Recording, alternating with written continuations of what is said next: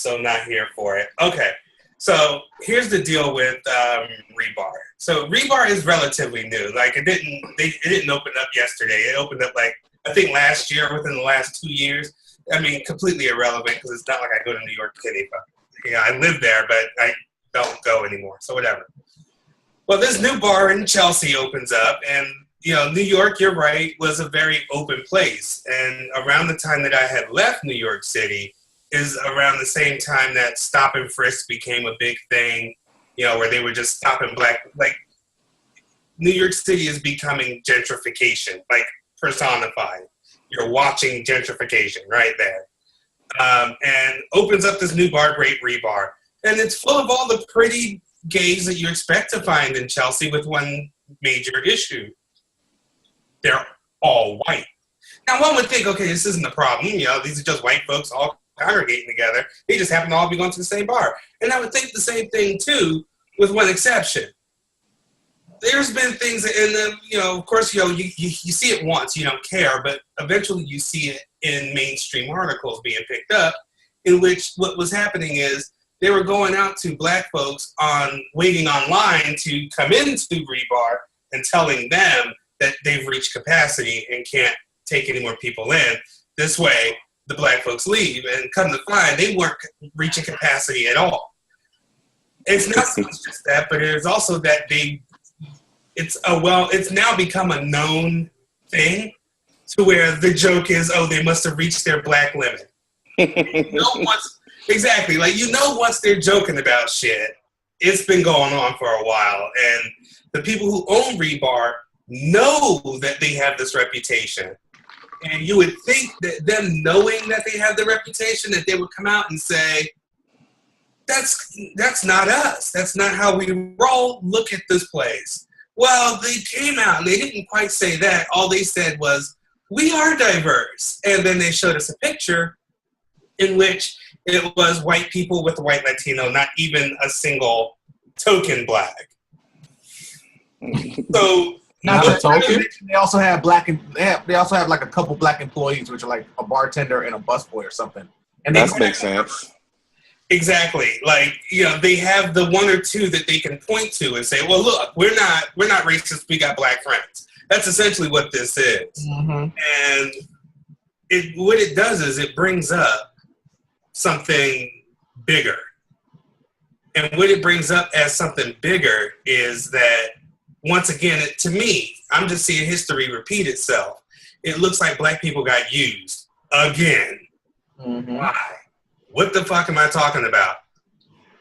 Well, back in the 20s, all the black clubs in Harlem, those were clubs for everybody. Now, it catered to black people. If you were a black person walking into a club in Harlem, you walked through the front door, you didn't walk through the back. But everybody was welcome. It was the first place where gays had a safe haven, were black clubs in the 20s in Harlem. Think about that. First place you could be openly gay out in public and be all right was with black people. Black folks started the whole thing with the Stonewall riots and kicking off gay pride and gay rights. We did that shit. That was a black transgender person who threw that brick and said, fuck you, we're not going to do this. That was a black person doing it. That wasn't a white person doing it. The white gays were happy to, go along to get along. Marry a girl, but fuck their best friend. That's what they were doing, while blacks were like, we're not doing this. So we started that shit. And now, once again, that, the gay community has gotten their rights, the illusion of inclusion, the white gays are now, wouldn't want to be a. And we're seeing it in a lot of places. You're seeing it on dating sites. You're seeing it in apps. And it's not just overt. I mean, it's not covert. It's overt. You're seeing a lot of no blacks, no Asians, no Latinos. Sorry, just a preference. You're seeing a lot of this where the same people who made it possible for them to have their rights to begin with are now being looked at as garbage. Right. Being treated as garbage. We don't need you anymore. Now we can, now that we have a seat at the table, blacks go sit at the back. we're merely being tolerated in their spaces. That's where I'm at with this. Okay. Well, Jose, what's your thoughts about the Rebar incident? I agree with Lynx. I mean, it's bullshit. I mean, Black people of color, were always the driving force behind inclusion. Behind everything. Even though it was white people that usually fought for it, like and won it, because that's how it is. White people win everything. So whenever we actually got something, it was because some white person put their face on it, and that's how it got pushed through. Because if it was just us, it would have fell flat. But it was always us who started shit. It was always us who saw there was a problem, wanted it fixed. Stonewall was us. Like Lynx said, those inclusive clubs back in the 20s, that was us, people of color. And for this to come back full circle again, I mean, it's the same entire story coming right back around, and it's going to keep coming back around. And, people throw around the answer is like, well, we need our own space. Well, so long as white people control everything, we'll never have the opportunity to have our own space without it being said, oh, you guys are being racist, or you guys are not. Because, we can never have our space without including white people. Because if we do it and don't include white people, it's wrong. And it'll get destroyed. Simple as that. That's just been historic. Every time we try to do something for ourselves, white people come and wreck it. So I have like a question. It's fuckery. I just have, because I was reading the article, it just said only Black people. I'm wondering, is it other races too, like Indian or, other races? Because in the article, they didn't say Black. I'm confident that it was anybody who wasn't white. Okay, because I think they need to really change the article, because it's not just Black, it's people of color. And I mean, but the real problem, I think, lies in the fact that the people who are saying shit are Black people. The people who are actually saying this is like, I think I read when I was reading something about it. From what I read, it was something the fact that it was coming to light because there was Black people in the line. The dude was like, "No, we've reached our capacity. We can't let nobody in." And somebody who worked there, who was friends with those people, got them in, and they saw that it was a lie. They saw that it was like you could have done cartwheels throughout the entire club and never hit anybody. I think they're the ones who put it out there. So, yeah, but I think the problem is not so much. Well, I know the problem is that they're being racist, but it's the people who allow it too. They'll be your friend 1 minute, but the minute they get to the door and they can get in, they say, "Bye, bitch." They capacity. They join right along with them. I mean, it's kind of like you gotta be cognizant of who your friends are too. It's a bitch. I'm just tired of the same story coming back around. Every couple of decades, we're right back to where we were. Okay. Well, what are your thoughts on it, Tamon? I'm not surprised. I mean, living in the era of Trump, I think this is just a natural progression of things. I think he sets the tone for this type of discrimination and bigotry, and that's going to trickle down to everything else. So I don't think why we would be surprised if something like this is coming back when this is what we're used to. I guess we're making America great again, right? Mm-hmm. So that's all I got for you. What about you, Mark? What's your opinion? Well, Lynx has set up everything that I had to say, because my only issue with this whole scenario is that when you read these articles, because on the same note, somebody released an article today talking about why he should not today, but earlier this week, somebody released an article saying why he should not date. Why should he be criticized for dating outside his race? So when you look at the framing of the article, of the essay or something like that, you're like, okay, are you just saying like it's not a crime? Because I'm the type of person, I don't care who you date. Just as long as you're not dating the person based on their race or based on like preconceived notions or stereotypes, like all Black people are loud and ghetto and all this shit, and all white people are docile and like to be subversive. Like submissive. Submissive, thank you. And so, all this stuff. So it just, when he did that, then he got to explaining like he had all these bad dates with Black men and how he treated bad for Black people and stuff like that. And it goes back to I had an issue with that because it brought up the Rebar thing. What's the club again? Rebar? What was it called? Rebar. What? Okay. Basically, people just who cares? And I hate that notion about that because some people are color, because we've had this conversation tons of times. Why are we constantly trying to be included into places that we don't want to be included into? I said, because if you're all about stamping out racism, you got to stamp it out in every damn, corner that there is. Mm-hmm. Because you can't sit there and be like, I'm all about, inclusivity and staying woke and all this shit. And then you sitting there saying, well, if that's their preference, let be their preference. No, that's not a preference. I had to always pull out the definition, the textbook definition of what preference means. If I might like cherries, I might like apples, I might like oranges. Today, I might feel like eating an orange. That's just my preference, though. But I'm not going to say I don't like cherries and oranges. If I sit there and constantly say I hate oranges, I don't want to have anything to do with oranges. I don't like oranges. That's not a preference. That's just, I don't like it. And when we constantly let this shit slide, we're going to always be faced with this shit over and over again. So I have an issue, not just with those, because I expected out of fuckery, like shit like Rebar, whatever the place called. But it's just when we sit there and just be like, who cares? You can't be like that and then expect. Yeah, I agree with you, Mark. I can't stand that whole, well, we need our own spaces answer. That's the answer, because you're answering exclusivity with more exclusivity. Yeah, exactly. You're letting the shit persist.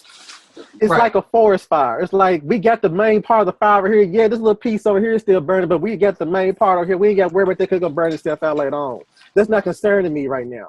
No, all that shit has to be eradicated because you're letting people get by with being prejudiced. Is that even possible though? And that's the thing, because that's a good question. Discrimination you're right. Is it possible? Because even if we make our own spaces and then we try to be the example and we try to be the change that we want to see in the world, we're still letting them get away with it. And then we're still inviting those same people who excluded us, we're inviting them into our space to continue to be exclusive to us. Exactly. So what's the answer? Tamon, that's my thing. That's my thing. What is the answer? Well, burn it down. Why do we have to have a Black History Month, right? Because we need to. Yeah. Because we need to. Why do we need to have gay pride? Right. Because we need to. And people who don't have these things should be happy that they don't need these things. That being said, sometimes having our own space is the way. I mean, consider the simple fact of what are you going to do? Are you going to try to convince someone who doesn't look like you, has never had any of the similar experiences that you've had, because quite frankly, they don't. Are we going to expect them to empathize with what we're going through, or expect them to kowtow, or to even consider customer service when it comes down to someone that they can't relate to? Because that's what a lot of this comes down to, is can they not relate to us? But that being said, I like what the Black clubs in the 20s did. Because what they did, it was, okay, we're going to have our spaces where we are welcome, but we're not shutting other people out.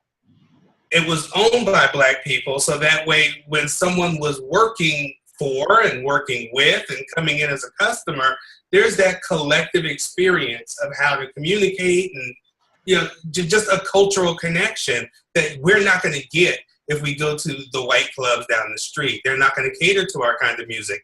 They're not going to cater to our kind of drinks. They're not going to cater to, you know, their advertising is not going to have us in it. And they were like, well, you're welcome. We never said you weren't. Yeah, but you never really said we were. Like, we're tolerated. And that's a big difference. When people when people talk about tolerance, it's like, look, I don't need you to tolerate me. Like, quite frankly, I'm not here to be tolerated. And I don't want you to love me either. I can get that from people who genuinely feel that way. Absolutely. All you have to do is respect me and treat me the way you're treating everybody else. That's all I want. I don't want anything else. They don't have to like me. They don't have to hang out with me. They don't have to be my homegirl on the weekends. None of that shit. I don't need none of it.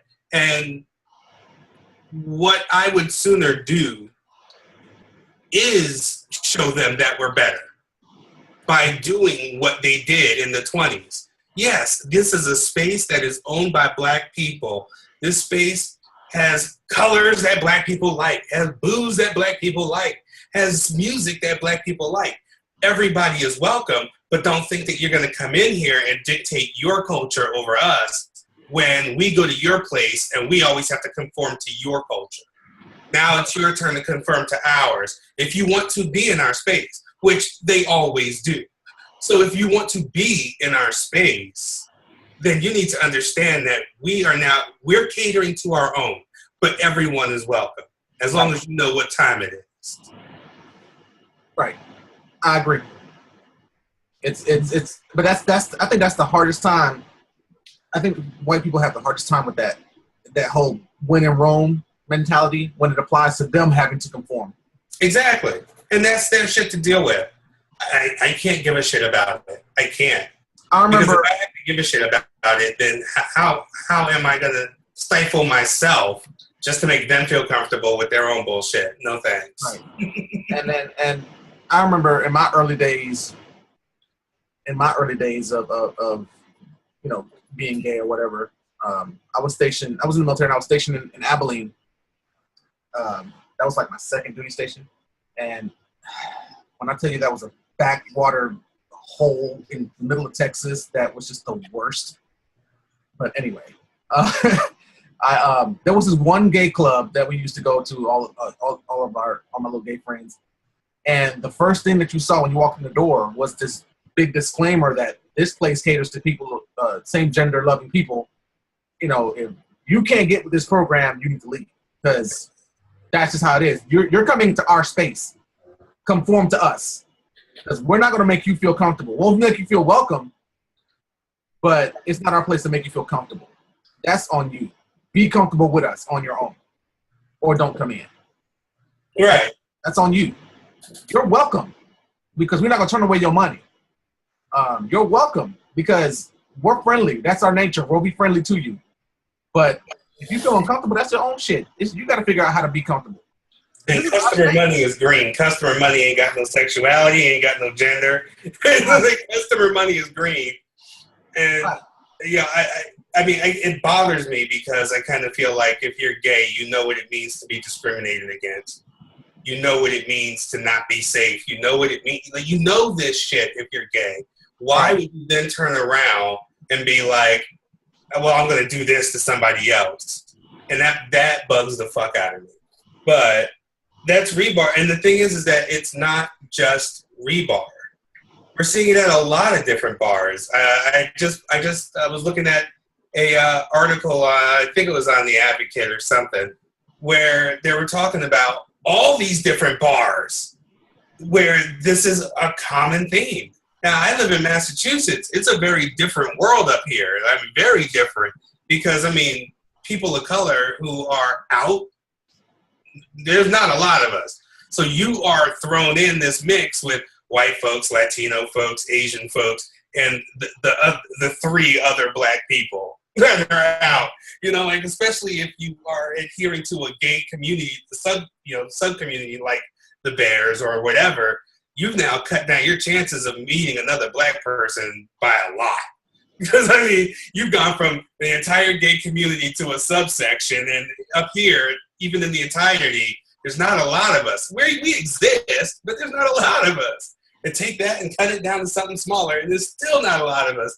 So dating up here is very different because your options are laid out for you, and your options are just kind of, well, this is what I have to deal with. This is the pool I have to date in. And the racism in that pool that you have to date in is disgusting. Absolutely disgusting. So, because you're not cutting anybody out. You can't afford to. You can't afford to cut anybody out. So you're dating everybody. And your choices are, Yeah.